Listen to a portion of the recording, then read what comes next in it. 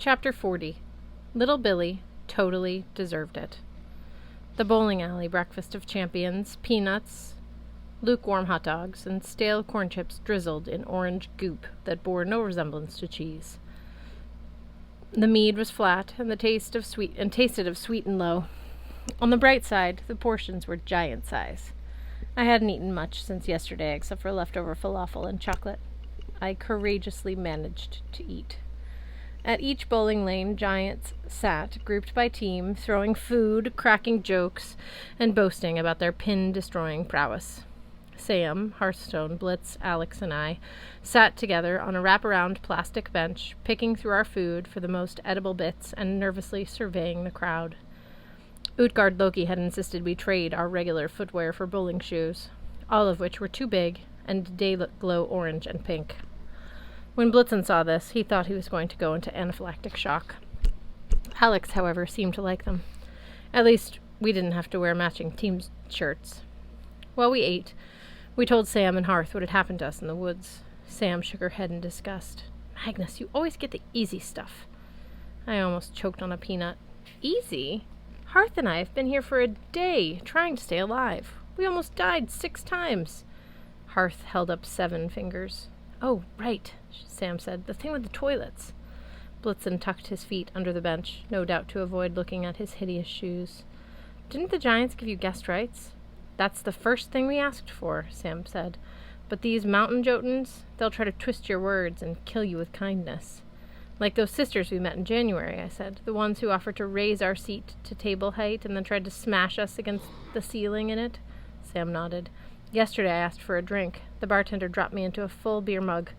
First, I'm Muslim. I don't drink alcohol. Second, the sides were so slippery I couldn't get out. If Hearth hadn't cracked the glass with a rune, had to watch everything we said." Hearth signed. "I asked for a place to sleep." He shuddered, almost mangled to death in a ball return machine. Sam translated for Alex's sake. "Ow!"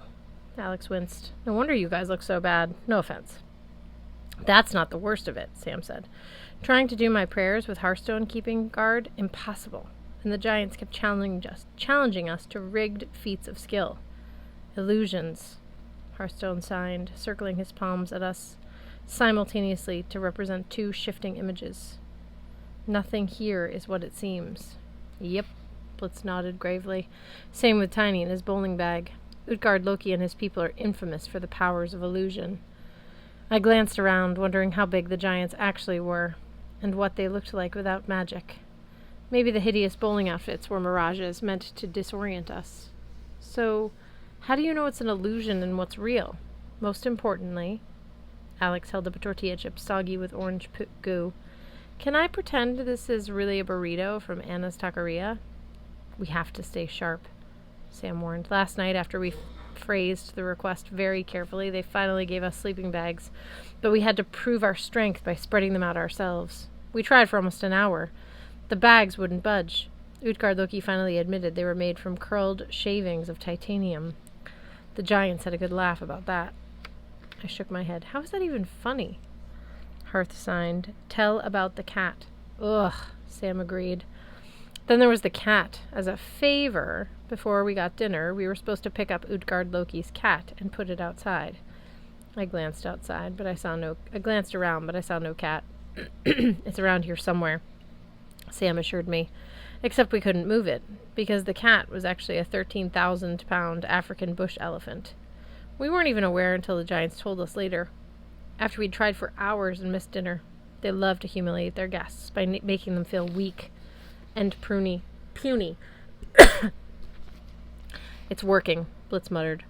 I imagined trying to pick up an elephant and not realizing it was an elephant.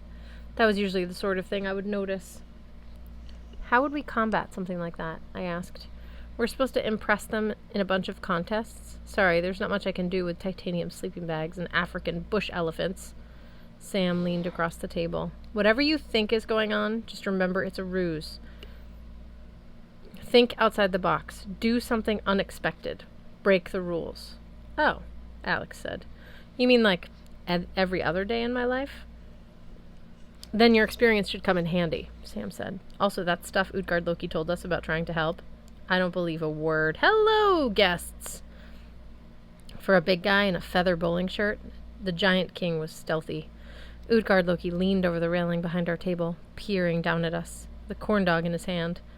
We only have a minute or so, then the games must begin. The games, Sam said. Like the ones we've been playing since yesterday? Utgard Loki's eyes matched his eagle feather shirt. He had that bird of prey gaze, like he was about to swoop down and grab a rodent, or perhaps a small human, for dinner. Now, Simra, you have to understand, my liege men are already upset I invited you here. You must be good sports. Provide entertainment, give us a great show, prove you are worthy. Don't expect any kindness from me during the contests. My men will turn on me if I show any preferential treatment. So, you're not much of a king, then, I noted. Utgard Loki sneered, for the benefit of his followers. He shouted, Is that all you can eat, puny mortals? We have toddlers who can consume more nachos.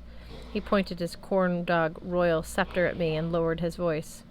You know very little of leading, Magnus Chase. Kingship requires the right combination of iron and mead, fear and generosity.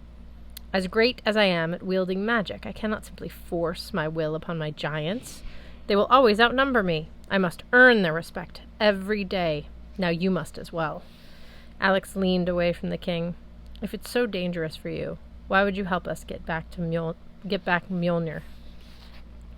I care nothing about Thor's hammer, one way or the other. The Aesir have always relied too much on the fear it inspires. It is a mighty weapon, yes, but when Ragnarok comes, Thor will be outnumbered. The gods will die anyway. The hammer is a bluff, an illusion of overwhelming force. And believe a master sorcerer, the giant grinned. Even the best illusions have their limits. What I care about is not the hammer. I want to stop Loki's plan. Blitzen scratched his beard. To marry Sam and Thrym, you fear an alliance? Utgard Loki went into acting mood again, shouting for his audience. Ah, these are the mightiest corn dogs in Jotunheim. None are their equal. He took a savage bite and then threw the empty stick over his shoulder. Blitzen, son of Freya, use your head. Of course I fear an alliance. That ugly toad Thrym and his sister Thringa would love to lead Jotunheim into war. With a marriage alliance with Loki and the hammer of Thor in his possession, Thrym would become Thane of Thanes. Sam's eyes narrowed. With Thor's hammer in his possession? You mean even if I went through with this wedding, which I won't, Thrym wouldn't give back Mjolnir? Oh, wedding gifts will be exchanged, but perhaps not in the way you imagine. Utgard Loki reached over and flicked the pommel of the Skofnug's sword, still slung over Sam's back. Come, my friends. Before I can give you a solution, you must understand the problem. Do you truly not see Loki's goal?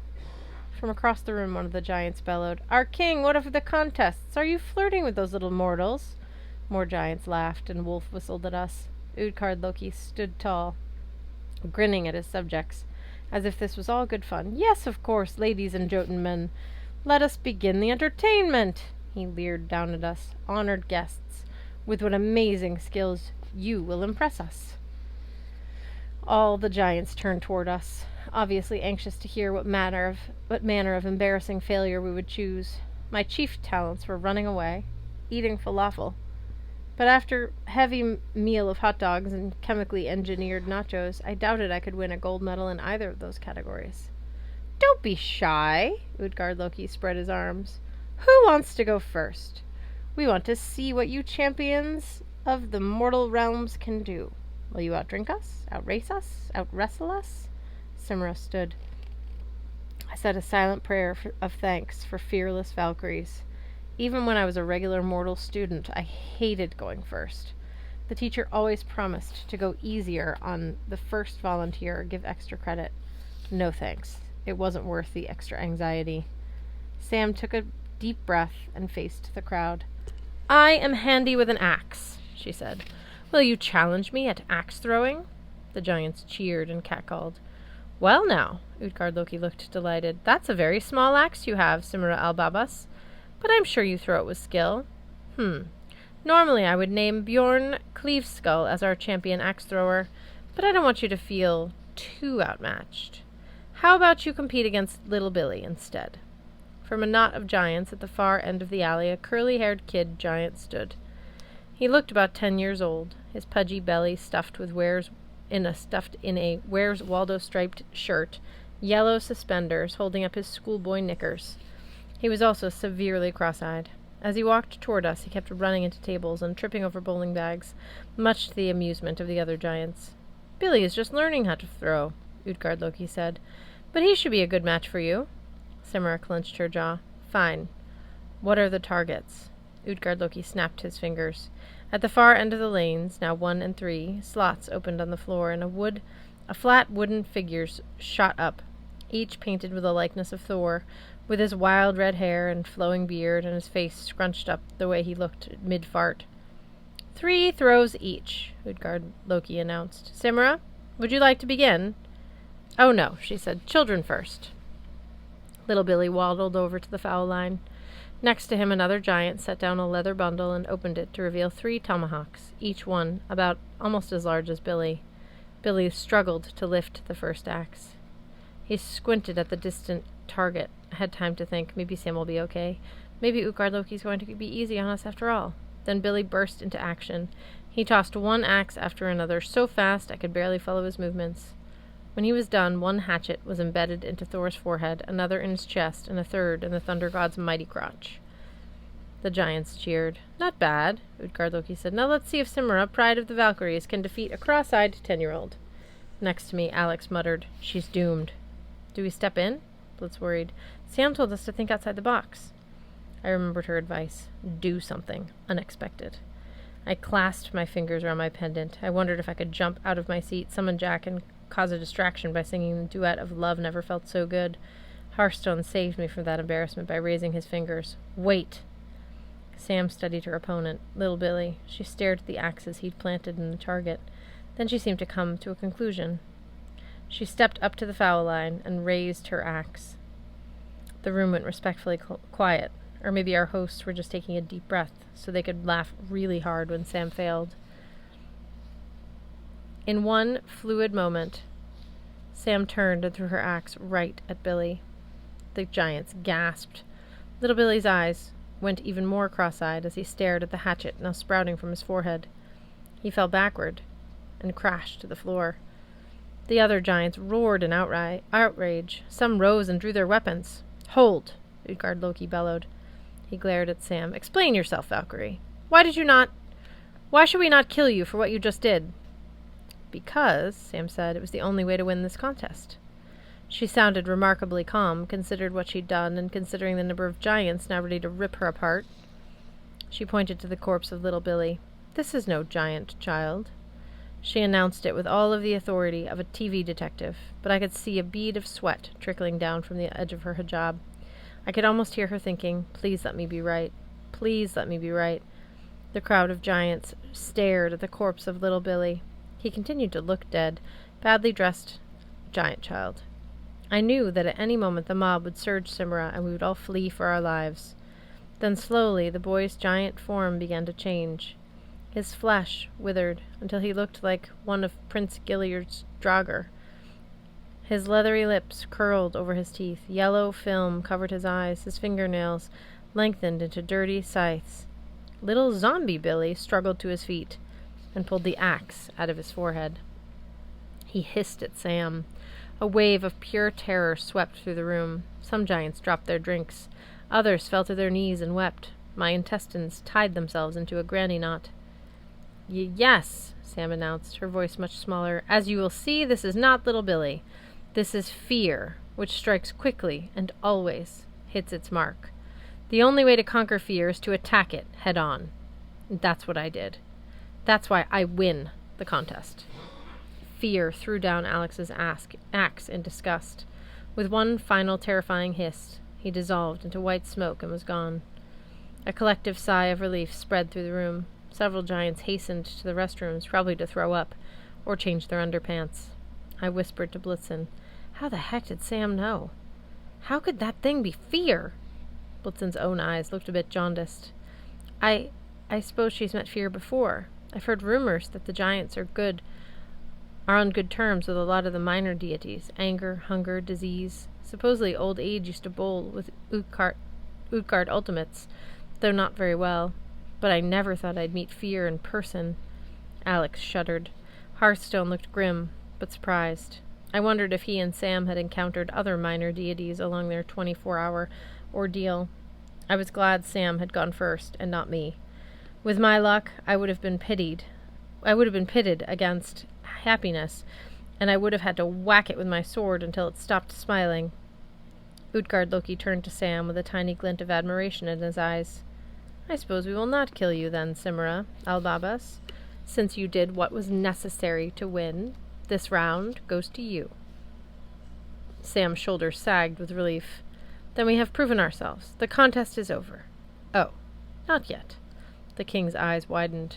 What about our 4 other guests? We must see if they are as skilled as you.